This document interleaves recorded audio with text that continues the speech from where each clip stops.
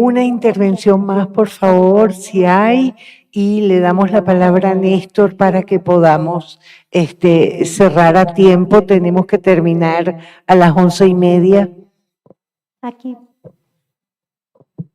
Muchas gracias. Mi nombre es Hugo Abraham Sánchez Mestizo, soy abogado postulante y además alumno de la maestría del Instituto 17.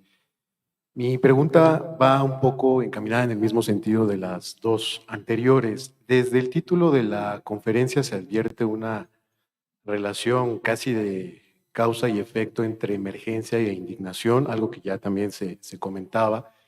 Y en ese sentido mi pregunta es, ¿qué tan natural es esta relación?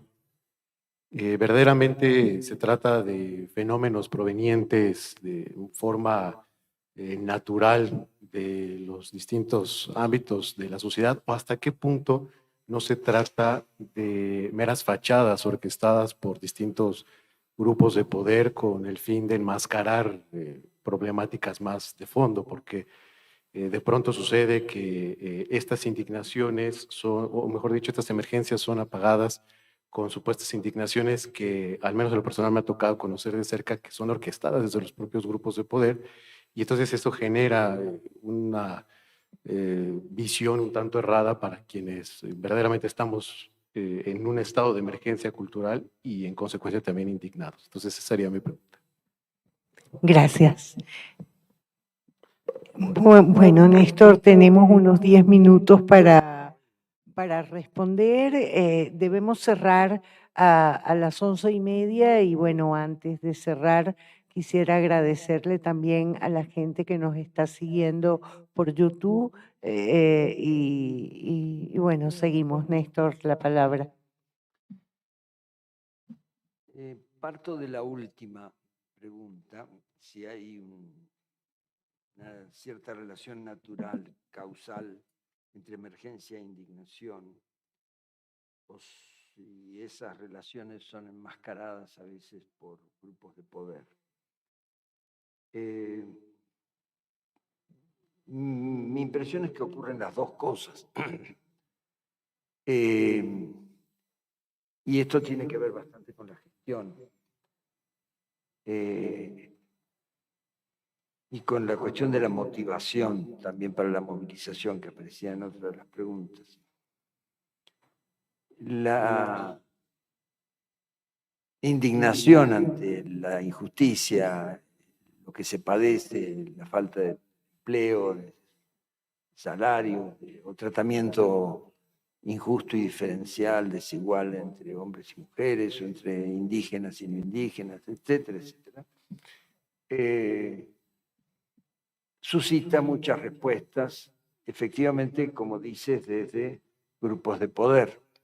Esos grupos de poder pueden estar en el Estado o en partidos que tienen intereses peculiares y pueden estar también instalados en los movimientos que deberían representar esas demandas y esas indignaciones, como los sindicatos burocratizados, etcétera, movimientos que se estabilizan en un comportamiento más o menos estereotipado, partidos políticos que hacen lo mismo. ¿Cómo salir de eso? Hay cuestiones que tienen que ver con la cultura política y sería muy extenso diferenciar con ejemplos en países. Se citaban México, Chile, Colombia, Brasil, son países con historias de cultura política muy distintas, historias culturales muy diferentes. Ya que estamos en una institución educativa, me concentro en un punto. El papel de la investigación. Para desenmascarar, para desentrañar, es clave considerar a través de un estudio los múltiples actores y factores que inciden. Por eso puse énfasis en usar material documental, estadístico y material etnográfico, cualitativo. Si nos vamos solo por un lado, solo por el otro, vamos a distorsionar o nos vamos a cargar a un a una línea interpretativa o explicativa y no vamos a entender la complejidad, la diversidad. A nosotros nos sirvió muchísimo en esta investigación lo comparativo también. No tomar un solo país, no quedarnos en Brasil. Lo que se puede ver en Brasil es por contraste con México y con otros. Y a la inversa. Quizás si estamos solo en México y no tenemos noticias, porque en general no ha habido en México de lo que sucedió en Brasil con la ley Aldir Blanc y las otras, no tenemos un referente de contrastación. Sabemos quizá, porque estamos en el mundo cultural, artístico, que sí, también en otros países, en Argentina, en Colombia, hubo programas de menor cuantía, pero hubo apoyos durante la pandemia a los trabajadores culturales. ¿Por qué no en México? ¿O por qué fueron tan débiles? Ahí haría una anotación acerca de los movimientos que sí existieron en México y yo quise detener la proyección de imágenes en esa mesa colocada en el Zócalo, donde había un lugar para uno de los movimientos, creo que para dos movimientos, uno que tenía un nombre bastante afortunado, No vivimos del aplauso, y estaba también un lugar así con una identificación como esta para la Secretaría de Cultura. Y, bueno, o sea, se quería decir en el Zócalo, la principal plaza de conversación, de debate del país, hay lugar para todos. Ahora, la impresión que tuvimos en el estudio que hicimos de un número limitado de movimientos de protesta, de indignación en México, fue que eran sobre todo movimientos de reclamación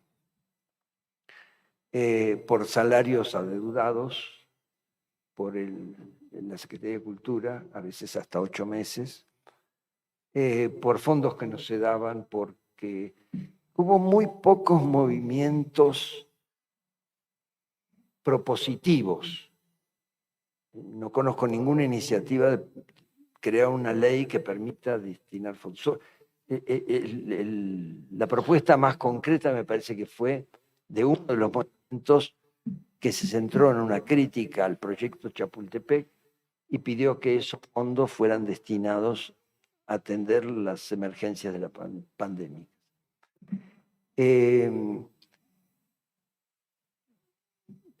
¿Cuál es el carácter de los movimientos culturales y socioculturales que tenemos? Tenemos muchos movimientos. Puse el zapatismo deliberadamente también porque creo que es uno de esos movimientos, como algunas tendencias del movimiento feminista y como otras, que dicen, con el Estado conversamos si las condiciones son las que nosotros ponemos. No hay negociación posible. Y hay una cierta satanización a veces del Estado, y hay también una decisión a veces después de largas luchas, de siglos de luchas de movimientos indígenas, por ejemplo, de decir, no nos van a enmascarar más, no nos van a disfrazar más lo que estamos sufriendo, necesitamos hablar en serio. Y si no, no hablamos.